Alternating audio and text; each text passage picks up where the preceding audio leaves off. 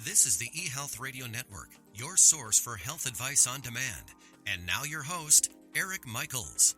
Thanks for joining us once again here on the eHealth Radio Network. This is your host, Eric Michaels. eHealth Radio gives you the most current health information, news, and advice featuring some of the leading innovators in healthcare and wellness who are changing healthcare as we know it. For more eHealth Radio reports, we invite you to visit our main radio channel site at eHealthRadioNetwork.com. Today we're speaking with Dr. Ralph Tarter, the Director of Center for Education and Drug Abuse Research and creator of the DUSI. Dr. Steve Weatherbee is the founder and CEO of eCenter Research and creator of the eINSIGHT Behavioral Health Data Platform. And gentlemen, thanks for joining us here today on the program. Oh, thank you. Our pleasure. Yeah, great to have you both with us. Looking forward to hearing from you in all regards. So, Dr. Weatherbee, for starters, what are some of the challenges for clinicians when screening or accessing behavioral health issues? Sure. Well, there's a few key stages that I'll outline to start with. And the first is getting an accurate and comprehensive assessment of the client's needs. And that's critical in terms of understanding those needs before you can actually develop any kind of a targeted, personalized treatment plan, if you think of it that way, that you would develop in collaboration with the client, ideally. And the third challenge has to do with being able to monitor a client's response to treatment. So those are probably the three critical stages, and really clinicians, if they don't get an accurate and comprehensive assessment to start with, then of course you can imagine that everything else is a failure from that point on. And of course during COVID, this has become a bigger challenge with virtual healthcare and trying to reach out to people that are no longer in person, face to face, and the number of challenges, of course, that have COVID has brought along in terms of the mental health and addiction space. So being able to do some of this kind of thing remotely to get this accurate information and engage with the client and monitor their progress is critical in terms of being able to adjust the treatment plan. Dr. Weatherbee, certainly appreciate your input on that, and that is most helpful. Now, Dr. Tarter, good to have you with us as well. Tell our listeners a little bit about what the DUSI is. So the DUSI is a self-report questionnaire that allows the client and the clinician to develop a consensus based upon the client's reporting about what are the problems in the person's life in many different areas and how to prioritize the severity of those problems so that interventions can be targeted according to the required resources based upon the severity of the particular problem. One of the advantages of the DUSI and the rationale for its development was that it's very hard for a clinician to subjectively gauge whether a family problem or a work problem or a mental health problem is more severe and how to determine the best course of action. What the DUSI does is structure all of those different domains of problems that contribute to the individual's substance use into a common scale ranging from 0 to 100%, so that simply at a glance, the client and the clinician can make a determination and form a partnership to decide on what's most important and how to prioritize and sequence the interventions. So that's the big advantage of the DUSI, recognizing that there are so many factors involved. The question is, how do you begin and how do you sequence your tasks to get to a good outcome? And thanks for your explanation and getting into that further. That is helpful. Now, as a behavioral health services provider, how would the DUSI help improve organizational effectiveness? No, I'll start off on this one. That's actually really the beginning of the eINSIGHT platform. And early on, when Ralph and I first met, in fact, Ralph was one of my academic advisors when I was doing my graduate work. So very fortunate and interesting story about how I ended up meeting Ralph, but that's for another time.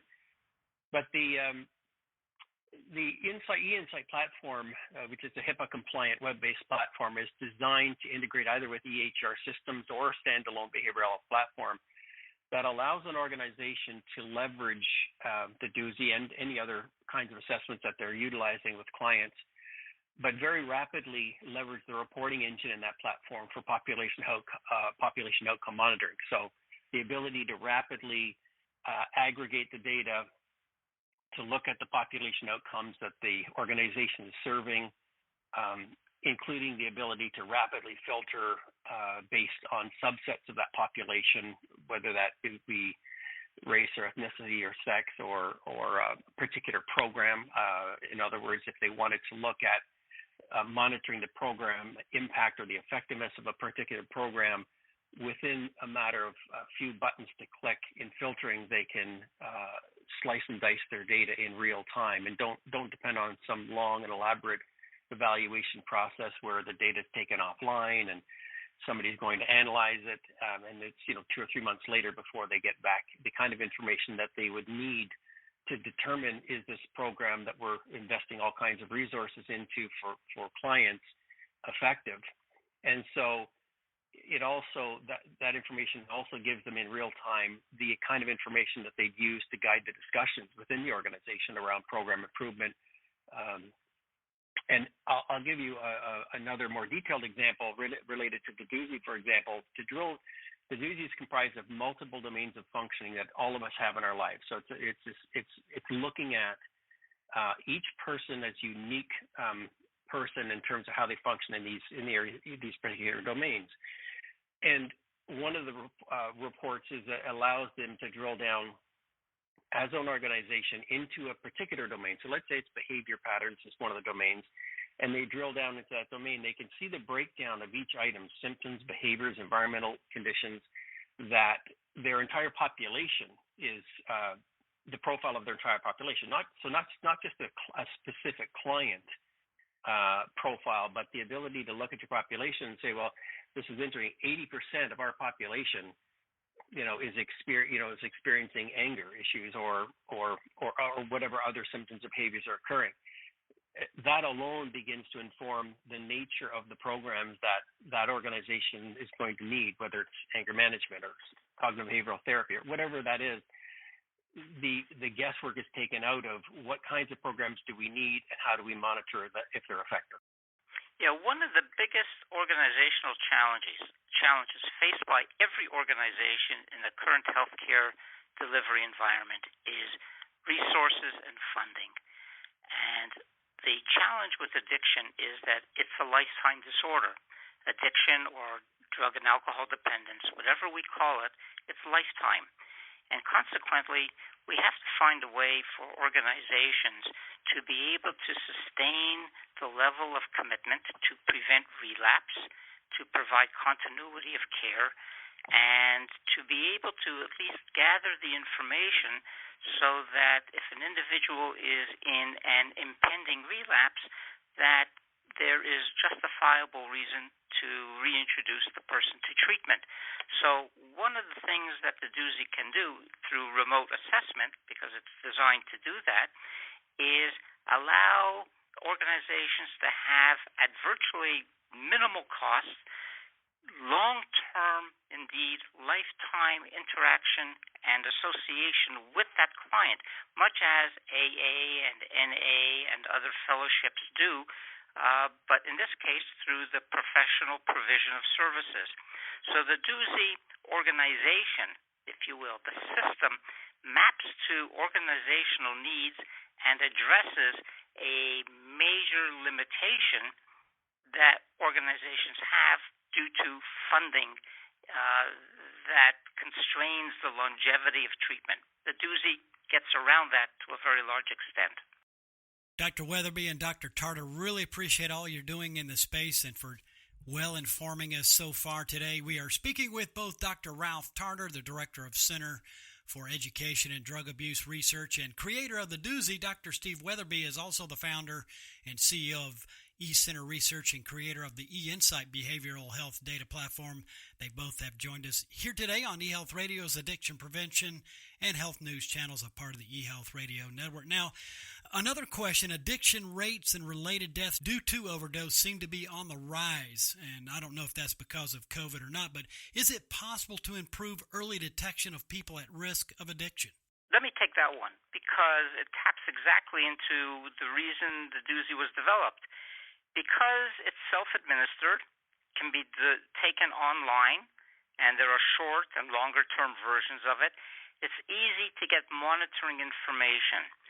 So we can measure and monitor the severity of the incipient problems, whether it's the increasing amount of substances that are being used, whether there's increasing stressors in the person's life, whether there's increasing psychiatric illness. We can begin to see and monitor, which the system automatically graphs and documents, upticks in severity to alert the clinician and the organization as to the need for an intervention, as well as the client, by empowering the client with that information to take action.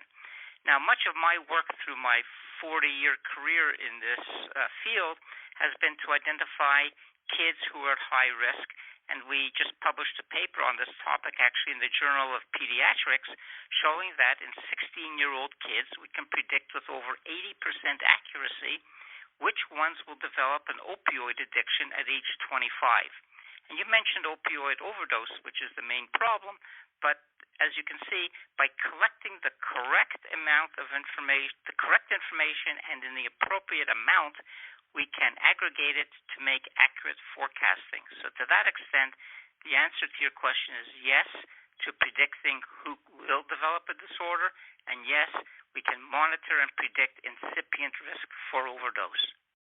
Certainly a good report and some good news on that front. Gentlemen, really appreciate all the information shared here today, and again, for what you're doing in the space. If listeners wanted to get more information or to be in contact, where's the best place to get further details? You can get further information at eINSIGHT.net, and you can search for the DUSI information directly on our website.